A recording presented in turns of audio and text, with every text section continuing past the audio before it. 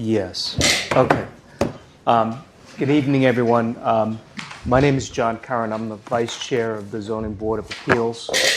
And we're going to open up the meeting. We're going to take matters out of order from the meeting agenda. What was originally scheduled was further deliberations at 6:30 on the special permit for Genre LLC. The 6:35 public hearing was for the variance being requested by James M. Godfrey. So this evening, we're going to start with the variance, in part because the further deliberation on the 6:30 meeting, it'd probably be best for the Chairman Cook to attend since he participated in the last deliberation on that particular matter. So with that sort of somewhat unusual introduction, again, my name is John Curran. I'm the Vice Chair of the Zoning Board of Appeals. Today's the 16th of January. This meeting is being recorded. Sitting on the board this evening currently are, starting to my immediate left, Timothy McCall. To his left, Jeremy Kay. God, I blanked on your last name. To his left, Ronald Hanberger, and to Mr. Hanberger's left, Gene Rummel.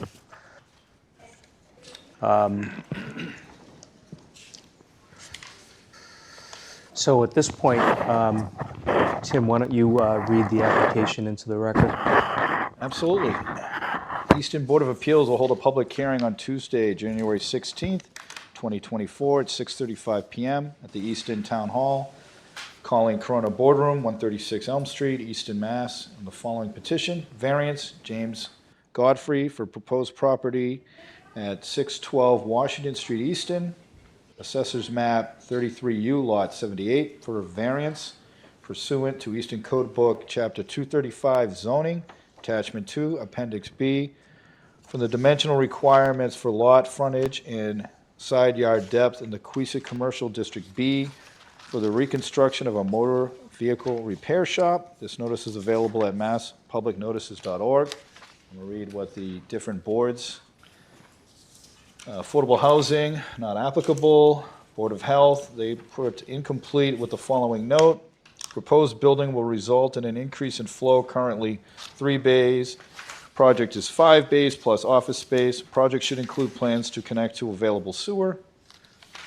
Building and DPW did not leave any comment or recommendation. Environmental planner, not applicable. Fire department, no comment. Historical commission, not applicable. And planning and zoning voted to recommend. And police and water also did not comment. That's it. Thank you. All right, now that the application's been read into the record, is the applicant ready to proceed? Yes. Okay, why don't you step forward?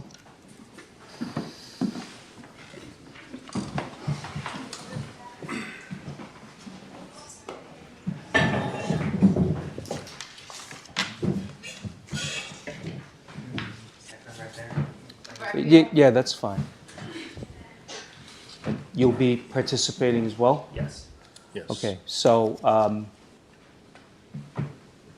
why don't each of you tell us your name and your full address and how you're affiliated with this? Sure. I'm attorney Frederick Cassavan. I represent Mr. Godfrey, the applicant. Mr. White here is of JDE Civil Inc. He's the engineer who designed the plans that was submitted with the application. And Mr. Godfrey is here as well with his daughter, who both run the business and own the property. Welcome. Okay, so why don't you kick off your presentation on this? Sure. So this property is 612 Washington Street. Mr. Godfrey runs an auto repair shop there. What he's proposing to do is reconstruct the current structure, raise it, rebuild. In order to do so, he'll need, it's a pre-existing non-conforming lot currently. So what's there is, doesn't meet the current dimensional setbacks for frontage and side. What he's looking to do is knock down the building, build a new structure, which would require a frontage variance and a side setback variance. Currently, the frontage is 73.65. As you know, the regulation requires 125. The side setback is, what he's proposing would be 6 feet. The current reg is 25 feet. As the building sits now, it is currently with it further into that side setback. It's about 5.5 feet from the line, so that would be becoming less non-conforming, coming back, but it's about 6 feet. So, you know, the real issue with this lot is it's really the narrow shape of this lot. It's just very narrow. You know, the side setback obviously needed. The new structure, again, would be less non-conforming than it is now as far as the setback on the side. Again, it's 6 feet. Currently, it's at 5.3 feet, right around there. The frontage variance, again, would be needed. Again, it's the shape of the lot. There's just no other way to acquire the frontage with the way this lot is shaped.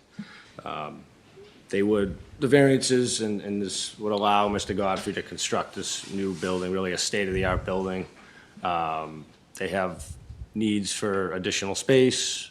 There's with electric charging cars and some other reasons they could get into more if you want to hear.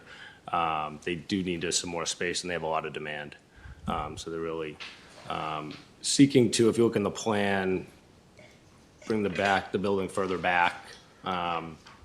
Right now, there's a storage shed structure there that they would take that down to and kind of build past into that to give them that additional space. It certainly would be, I think, a visual improvement in the area. Driving by there'll be a nice new, front of the building, nice, state of the art. I think it would be. Sorry, I cut my finger earlier, so I'm throbbing a little bit. Are you, did that just happen? About an hour ago. Just don't go into shock on us. Yeah.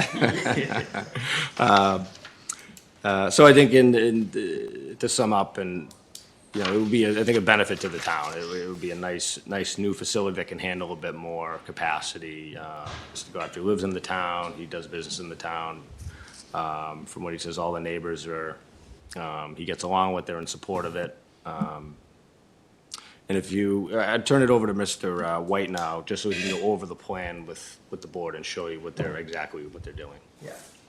So thank you. And again, Josh White from JDE Civil, representing the applicant here. So this building right here, this is the Dunkin' Donuts and Verizon building. There's a residential building here. Their existing lot, like Rick mentioned, it's 73.65 feet of frontage, where 125 is required. And you can see the existing building right along the property line. The closest point is 5.3 feet. And again, like you mentioned, we're proposing a 6-foot offset from the new building. So taking all so currently the existing building is about 2,600 square feet, roughly, with 3 bays and about 100 square feet of office. This proposed building, as we've shown it right now, it's about 5,194 square feet with 5 garage bays. One of them is larger for their own use, for their tow truck repairs, etc. And up front would be an exclusive office bay of about 700 square feet. So it would be, in addition to just the visual appeal of a new building in town, it would give them lots of space to, not 1 but 2 extra bays would be tremendous for their work. One of the comments that we heard earlier from the Board of Health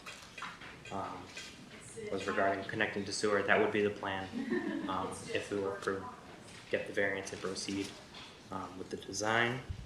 Um, that's really it. So if the board has any questions of Mr. White or myself or Mr. Godfrey's here, you can speak to the business if you'd like to hear on some of the specifics. Okay. Do any members of the board have any questions? I don't know if you want to go first, but. No, no, you can. Okay. Can you show me on the plan of the existing building? It's this grade area? Yeah. So it ends about there. Yeah, it's right about here, which is roughly the middle of the proposed Okay. building. And I assume the reason why it's pushed to one side is obviously vehicles entering the bays need room to clear, okay? And on the site, it's just pretty much all asphalt or hardscape? Existing, it's basically 100%. There Right. might be a little bit Yeah. of grass if you I'm want to familiar call it. with it, I've been by there, so I just wanted to put that out there. Yep. And that's it, that's all. What are the, what's it, 514 Washington, I'm reading it wrong, or, and Randall Street? Do you sound here? Yeah. 614 and 6 Randall. I believe they're either single family or multi. They're multifamily homes. Yeah. Okay. Thank you, that's it. Just quick, Yeah. so I'd just like to ask through you, is the lot coverage, is there any part of this current structure that conforms? Is it all non-conforming in terms of lot coverage, dimensions of any kind? Does any part of it conform? Well, the nonconformities are just the side setbacks and the frontage. So Those are there's the only- not a lot coverage issue because you're doubling the square footage of the building, correct? Correct, yeah. Dimensionally, those are the two pieces of relief we would need from the side and the frontage, Okay, yeah. so there's not gonna be a maximum lot coverage in the business on that? No, we would have needed to ask for the relief if that was the case. Okay. Thank you. Anything else? Just for my own edification, how many is, the business is operating currently with 3 bays, is that correct? It's 3 bays, right? Okay, perhaps, you know what, if I'm asking some questions that you need to answer, Yeah. probably for the record, you Yeah, should get up, James. give your full name and address, please. James Godfrey, home address 29 Old Foundry Street, Southeastern Mass. Thank you. Thank you, Mr. Godfrey. So my question was, and I think you already answered this, was it's currently operating with 3 bays, Yes, correct. and the plan is to operate with 5 bays? Yes. Okay. How long have you been operating this business This month is 21 years in Easton. in Easton? Yes. And just out of curiosity, what was the building used for before you acquired it? It was automotive use for the past 3 owners, I believe. It actually dates back to Model T repair in 1930. So that's been an auto repair place since sometime in the Yes. 1930s? Okay. All right, that's all I had. And does that suggest any other questions by any members of the board? No. Okay. All right, thank you, Mr. Godfrey. You're welcome. All right, so now, are there any members of the public that would like to comment on this particular application? No? Is there anything further that you'd want to put on the record in support of this application? No, just, again, we did submit a memorandum, I'd like to rely on the analysis contained therein, but no, nothing else to add, nah. Okay. So perhaps we're at the point where we should close the public comment on this, this application. Does anyone care to make a motion? Motion to close the hearing? Anyone care to second? Second. Okay, so we'll vote on that motion. Jean? I'm voting in this group? Yes. Okay. So we're voting no further discussion, is this? We're voting to close the public Oh, I'm comment. sorry, yes, I vote aye. Okay. Aye. And I vote aye, so that's 5-0. So, is there, now it's time for the board to deliberate. Does anyone have anything to say about this particular application? I think I'm in favor of this. It's impossible for them to comply with the situation of their lot. It's a successful business, they're expanding. And I think what will come out of it will be a better looking repair shop, and it'll be able to service, be able to do more for citizens of the town. So I'm in favor of it as it's currently written. Jeremy? It seems to be less non-conforming than it was previously, so it's hard for me to see how it would negatively impact anybody. So I'm in favor. Ronald? I have to agree with Jeremy. It's less non-conforming than it was before. It'll be a new building, which will, I'm sure, look better than the old one. I hope. Jean? I have nothing further to add, but, in addition. Okay. Motion to approve the request for a variance? That's fine. Anyone care to second? I'll second. All right. Why don't we take a vote? Tim? I'm in favor. Jeremy? Aye. Aye. Aye. And I vote aye, so that's a vote of 5-0. Great. Thank you. Appreciate your time. Thank you, and safe travels. Good luck. Appreciate it. Good luck. Keep on keeping on.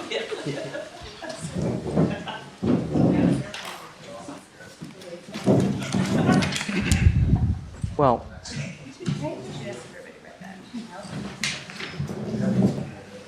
yeah.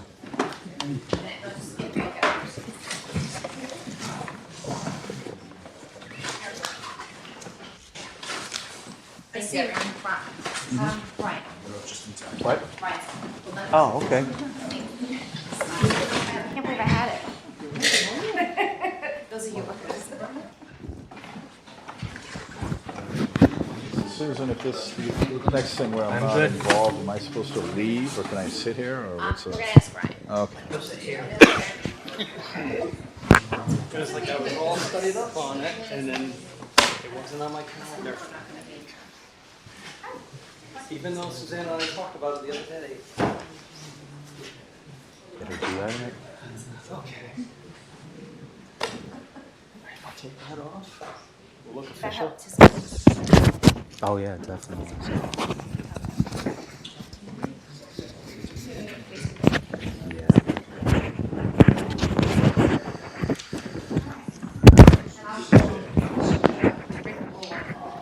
Right, because we needed this clarification. Correct. Yeah. That's fine. Well, it's, if we have any, there's always business, we get our, minutes and stuff like that. So, thank you. And Mr. Chair, since I wasn't at the last one, should I stay in this, or? You're welcome to stay. I mean, I just don't know what the. Yeah, you don't, I mean, I don't. you just can't comment. You can comment as a member of the general public. Okay. Generally, if you're going to do that, we prefer, if you're going to make a comment, you have to. Yeah, I'm not gonna. Well, comment or anything, I don't so. know if we can comment, right? This is just a You're still a member of the reopening. general public. Well, at this point, yes, it's no comment, it's just, In theory, I could go up and comment if I felt like it, that's what you're saying, right? All right.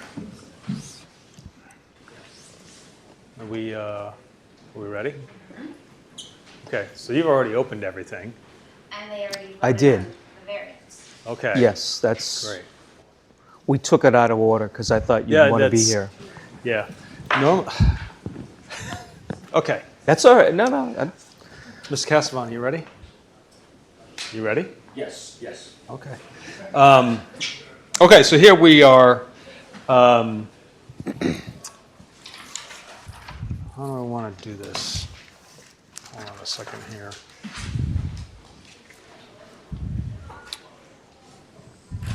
Let me just make sure. 75. Permit. That was the minutes. That is. Oh, really? All right. All right, it's Easton Zoning Board of Appeals. It is in 16th of January. We are reopening for deliberation 785 Washington Street, which we had approved a special permit for. The applicant was asking for clarification. Specifically, we had discussion where we had a limit on the hours for dogs to be outside. I don't think any of us intended for that to be a restriction on the ability to let the dogs out to relieve themselves. It was more for play, so really the applicant is looking for clarification on that, at which point we would update the special permit to provide that additional application. It's not reopening to deliberate to change the existing decision. They're looking for clarification on the ability to allow dogs who are in overnight care to be able to be let out to relieve themselves, aside from being a cruelty issue. Again, I don't think any of us intended that, so that's what they're looking for. So I'll open it up for anybody to provide comment or how you would like to see the amendment to that made. And understanding without an amendment, I don't think that the applicant would really be able to go forward, because that would be that'd be cruel to the animals. So the clarification then would be for, Right now, we restricted the dogs from being outside until after 8 a.m. right. And is the clarification going to be that dogs that stay overnight can be let out at the originally requested hour of 6 a.m.? Or, It's however we decide to Okay. limit that. right, For me personally, I would think it's for the overnight dogs. It's not for dogs being dropped off first thing in the morning. They should have been let out by their owners. But, that's open for interpretation. Regardless, it's the purpose of reopening this for deliberation is just to handle this exception. right. I mean, I probably made this comment at the last hearing. I mean, I don't own a dog, so I don't know what goes into giving them time to take care of business, so to speak. I can talk from my experience. We have 2 dogs in the house. We get up in the morning, dog generally gets up with us. Sometimes she lingers for about 5 more minutes, and then out she comes, and she needs to go out. She'll go and she'll sit by the door. That's the way we've trained her. And it's out, and she's outside for 2-3 minutes, sniffing around, checking to see if any other critters have come into her territory that she needs to mark. And outside of that, she does her business. And then she's like, all right, it's time to eat. So she's really not lingering. Even with my mom lives with us. She has a little 5-pound dog. He's out and he's back in because he wants to eat. Right. He's not a lingerer at all. Right. Right. I guess the question that I was asking was, I'm just wondering, even if these are dogs getting dropped off first thing in the morning, I mean, if somebody's dropping the dog off at 6 and we're saying that the outdoor area is restricted until 8, that's 2 hours. I mean, it's one thing to say the dogs that are there overnight should have an opportunity to go out first thing. How can you also control when dogs are going to need to take care of business between 6 a.m. and 8 a.m., even if they were dropped off at 6:10, say? I mean, I don't know how that would work. Every dog's got a schedule in the end, Yeah. Yeah. I and they mean, adapt to it. because I was looking at the the email that was sent. And, you know, cruelty to animals, like you, I mean, it never dawned on me that this could be considered cruel to animals. Well, I mean, I would consider that to be cruel. For me, it was more, I didn't think that, I thought allowing dogs to go out to relieve themselves first thing in the morning was just understood. But they said applicant reached out and was asking for clarification. Yeah, because then I also was looking at 330 CMR 30, which are the Department of Agricultural Resources, Animal Rescue and Shelter Organization regulations. And it seemed that subparagraph I, which says, quote, when appropriate for the species, breed, and age, be given the opportunity to exercise outside of its enclosure regularly in order to maintain the animal in good health and reduce the stress of confinement. You know, that it resonates with me at the very least in terms of trying to craft this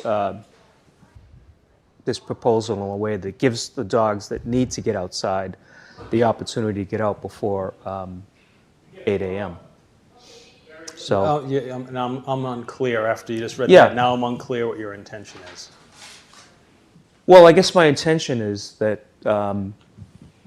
that we clarify our vote so that dogs that need to get outside for the purpose of relieving themselves be given the opportunity to do so, meaning that we shouldn't be limiting our approval in such a way that prevents the dogs from being able to get outside in that circumstance where they need to get outside to take care of business. Just any dog in their care. Right. Yep. So in that respect, I think the way you've described what we're supposed to consider, I would be in favor of permitting them to let dogs get outside when necessary so they can take care of business. I don't know. I keep, you know, I don't know. Urinate, defecate, whatever. I think. Sure. All right. Relieve themselves is fine. Relieved. I don't Thank think you. we need to get fine-grained to say, for what? Thank you. Okay. Comments?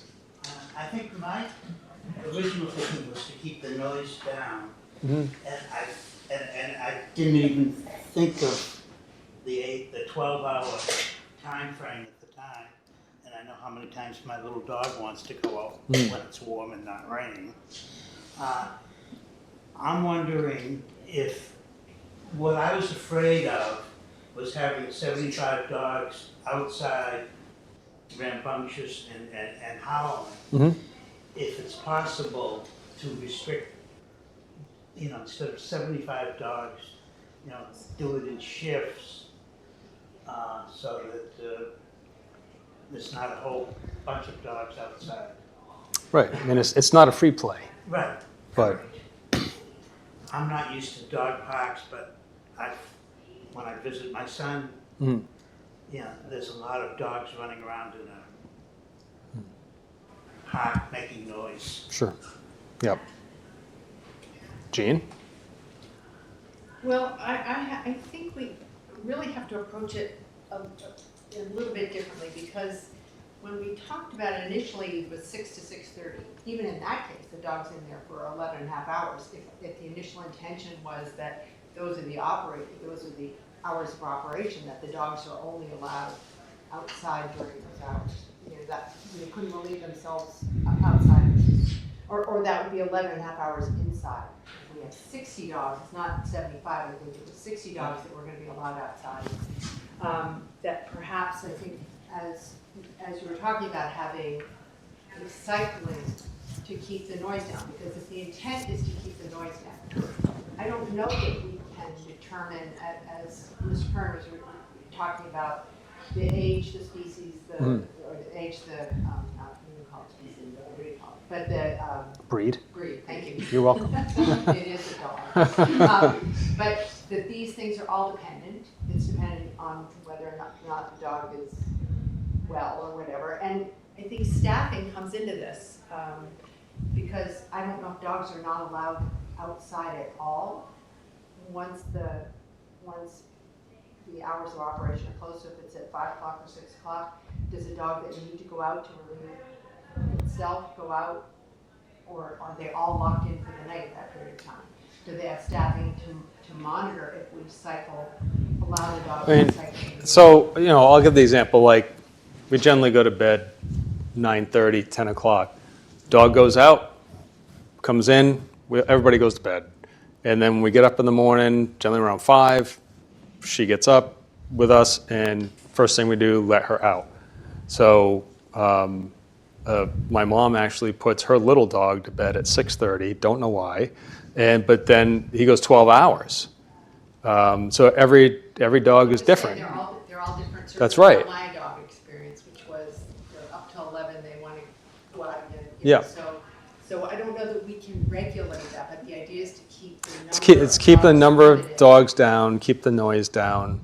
And maybe Exactly. there's a distinction then between the general outside time Mm-hmm. and the outside to relieve themselves to comply with the Department of Agriculture, whatever, regulations, Department of Health, sorry.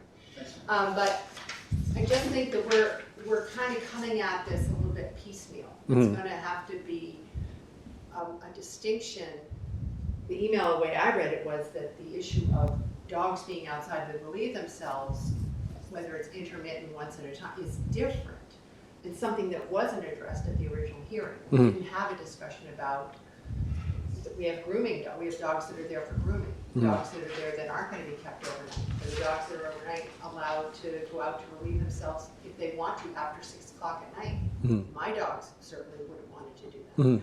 So I'm wondering, I like the idea of keeping after certain hours. If the idea is to kind of do two things, keep the dogs healthy and not overly stressed, and to keep the neighbors, to acknowledge, it's not just for the neighbors, but to acknowledge the fact that there is noise, to limit the number of dogs outside after a certain period of time. So, and maybe a period, I just don't know if they'd have the staffing, we won't be able to know, I guess, to keep cycling dogs in. If they've only got 2 people on after 5 o'clock at night, Mhm.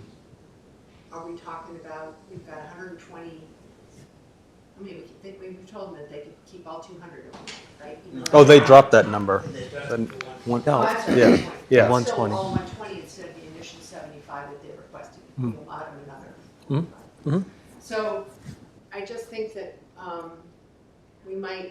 we're talking about 60 dogs outside, perhaps drastically limit the number of dogs. Let the staff determine which dogs really need to be outside. Mhm. Limit that for any hours after the 6 o'clock or 6:30 or the 5 o'clock that we decided on. Mhm. So perhaps instead of 60. No more than after 10. hours, no, 10 or 15, yeah, that would be something I think. That also allows when they first arrive, for dogs who may be elderly, who may need to go out more often, Mhm. just so that we don't have a whole gaggle of dogs out there. Mhm. But to strictly, rather severely limit the number outside, Mhm. but not so much that a professional working in there couldn't decide, hey, this dog really needs to go out, and they can cycle the dogs that Yeah, way. yeah. Okay. Anything to add on that? No, well, so in other words, as it's currently envisioned to operate, 60 dogs can be outside between 8 to 5. Is that the number, or was it 75? It was, It was 60 outside. yeah. 60. Yeah. And the hours of operation we were originally considering was 6 a.m. to 6:30 p.m., correct? So do we, with an eye towards trying to reduce some of the issues that are meant to be addressed by the statute and the regulations, do we say between the hours of 6 and 8, that no more than 30 dogs can be outside.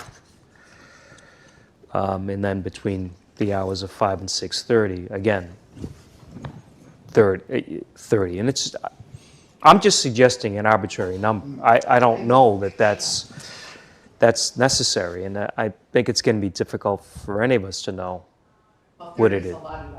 30 is a lot of dogs. And quite frankly, if it's for the purpose of relieving themselves, I mean, the staff will be able to, you'll probably see the same dogs on a regular basis. You get to know who the dogs are and which ones. You can see the body language. But, you know, in the morning, it's, you can easily get 10 dogs at a time in and out in a couple of minutes with one person, especially if there's only 2 staff overnight. You know, one's inside, one's going to be outside with the dogs, cycling them in, and the one inside is going to be getting the next 10 ready to go. 10 come in, 10 go out. It should be, the challenge is like, I don't know the level of training of all the dogs. Some dogs are going to be, but you know, I think that's part of their intake process where, and we've never boarded our dog, but plenty of folks I know do, and most of the kennels, you got to bring your dog in. They got to interview. They got to see how the dog interacts. They got to see, and I've heard of folks having their dogs rejected because, you know, maybe they're not well trained or they're skittish or whatever the case may be. So, you know, for something like this, you know, they're going to have the responsibility as a kennel operator, professional kennel operator, to have the right mix of dogs in there. That's not for us to determine. What we're here to determine is for the purpose of allowing the staff to determine when dogs need to relieve themselves, being able to take a small group of dogs outside at a time, and you know, the 6 to 6:30 were hours of operation, 60 dogs at a time. We're talking about the times from 6:30 p.m. to 6 a.m. And generally, I don't know what time they do lights out, but you know, it's allowing the staff to have the freedom to understand, you know, what dogs need to go out, and being able to do it in small little groups, so we're not disturbing the neighbors. So do you think, I agree with everything you just said. Do you think we should assign a particular number to that? 8, 10, 12, 15? I mean, I do, because, I mean, let's be realistic. Human nature, it's more work for the staff to have to break them up into groups of 10. Eventually what would happen is they just go, oh, heck, everybody out, let's go. And then they're trying to get them, and some dogs are excitable, whatever. And that's what we don't want. That's the reason why we had set those limits on the hours. So I think having a limit of the number of dogs to be out for the purpose of relieving themselves in those hours from 6:30 p.m. on, is reasonable, and the staff can determine which dogs need to go out. Okay. I mean, that sounds eminently reasonable to me. Mm-hmm. So that, I guess, using that as a springboard, what's the number that we want to set it at? I mean, 10.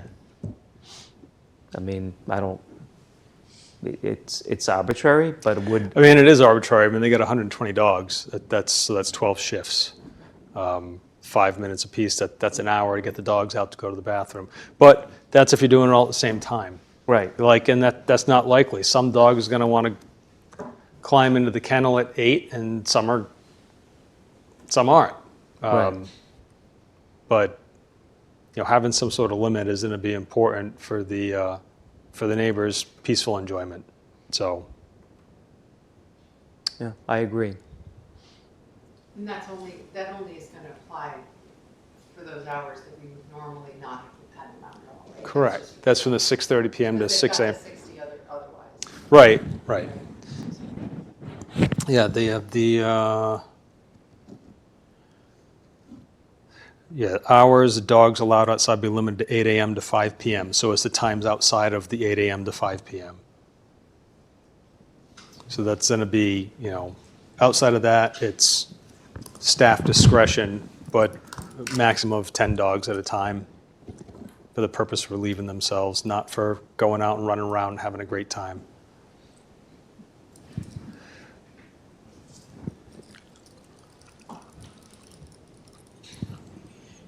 Okay. I don't see any way other than the numbers that we could regulate how the behavior of the dogs or how they're monitored by staff. I just don't, that we got our Right. noses in the business. Right.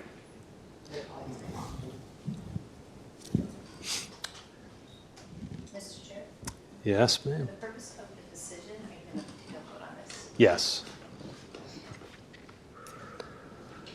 All right, so does somebody make a motion on this, or Yeah, there'd be a motion to amend the special? the special permit, yeah.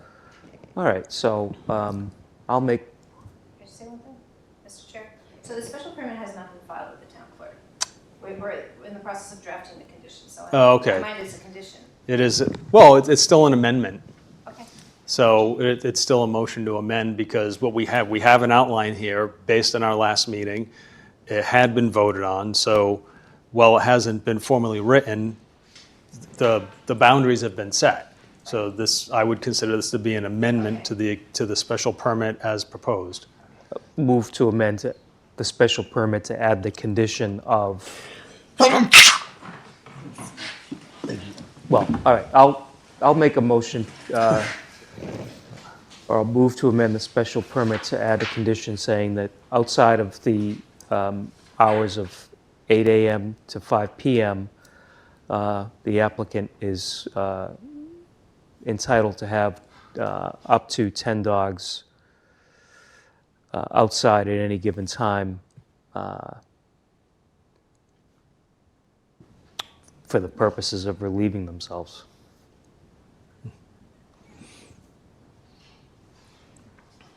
Okay. All right, so proposal limit of 10 dogs at a time from the hours from 5 p.m. to 8 a.m. A maximum of 10 dogs to be out at a time, supervised, for the purpose of relieving themselves.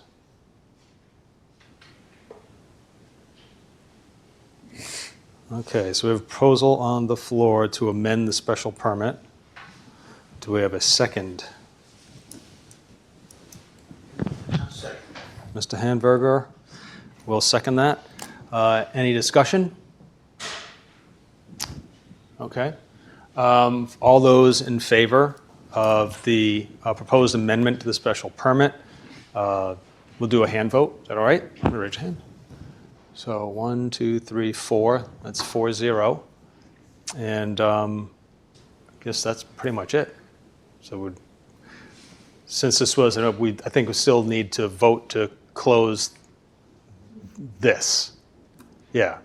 So I'll entertain a motion to close this. What are we calling this? The deliberation. Yeah, I'll move to close the deliberations on We the have one. amendment.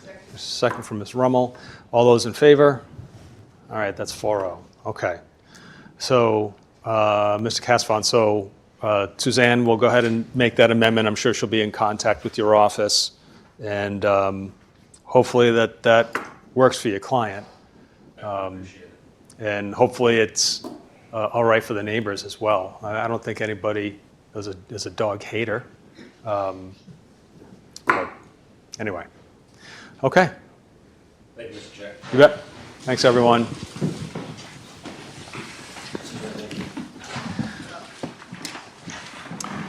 Okay, so we need to vote on the minutes. Has everybody had a chance to read through the minutes? Yes. Okay. Do we have any motions? I move to approve the minutes from the December 12, 2023 hearing. Motion approved by Mr. Curran. Do we have a second? Second by Ms. Rummel. Any discussion? Seeing none, all those in favor? That is. I wasn't here, Oh, you so- weren't here, so you I can't. can't vote. You can vote. He wasn't here December 12th. You can vote on minutes if you read them. I did read them, so I will be be in favor. Okay. Okay. I don't know about that one because unless you watch the meeting, you're like, hey, that looks fine. There were no grammatical Mr. errors. Chair, it's up to you, but that. Yeah, for me, I wouldn't, just as it wasn't So here. what is the vote? So it's 4-0. 4-0, that one. Yeah, I didn't vote Okay, because I wasn't here. okay. right. Yeah, you didn't you recuse yourself? Yeah. Yeah, unless you watch the recording, it doesn't. So, I thought So- you recused yourself from this. What's that? from the- this, he had recused Yeah. himself, but he left because that was the only thing that was Yeah. was on the docket. So, Yeah. Oh, yes. Okay. all right. Anything else, Suzanne? Anything else come No, up that we need to just one discuss? item at the next meeting, it's just that presentation on the zoning. Right. Yeah, so next month, Stephanie's going to come in and they're going to do a presentation on what, I can't remember what it was. The MBTA's. Yeah, so the MBTA zoning, so I think it's within half a mile of MBTA station, a proposed MBTA station. There had to, municipalities that are considered MBTA communities need to update their zoning, provide higher density, multifamily zoning. So my understanding is the planning board has made a proposal. Stephanie's going to come in and go over, what that means and how that's going to affect what we do. Now, does that have to go before the town to get voted on? Yes, it goes before the town meeting on May 20th. I was going to say May. And there's a great website, I'll send everybody some information. Yeah. Yeah, I'll send a link. I didn't think we were subject to that. Easton is an adjacent. Yeah. So because, Adjacent to To what? a train station. Yeah. We don't have a commuter train station. Right. It's considered. Does the train have to work? No. so MBTA communities and then there are adjacent communities. Adjacent communities don't have as stiff Right. a standard that the MBTA communities have, but they do have, as I say, enough government overreach reaches into the towns that don't actually have a station in them as well, because the government has to get their hands in as much stuff as possible. So, as I press So that's No, no. why we're going to have two. We'll Um, have one along the Mansfield border and one at the Stoughton. right. I'm aware of the issue because I grew up in Milton. Two of my siblings still live there, and it is a very prominent, contentious issue in that town right now. There isn't a stop in Milton. It's in Mattapan, isn't it?